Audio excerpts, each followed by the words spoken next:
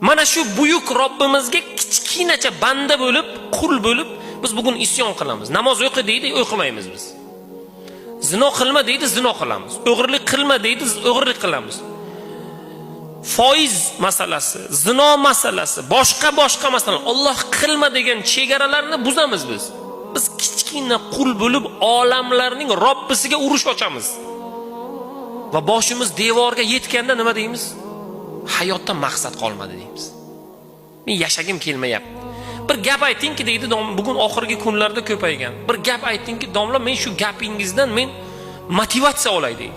Birodar, biz unaqa gap gapira olmaymiz. Unaqa gap Qur'onda bor. O'zingizni kitobingizni o'qing, oching, o'qing. Alloh taolo nima dedi? Har bir qiyinchilikdan keyin yengillik bor dedi.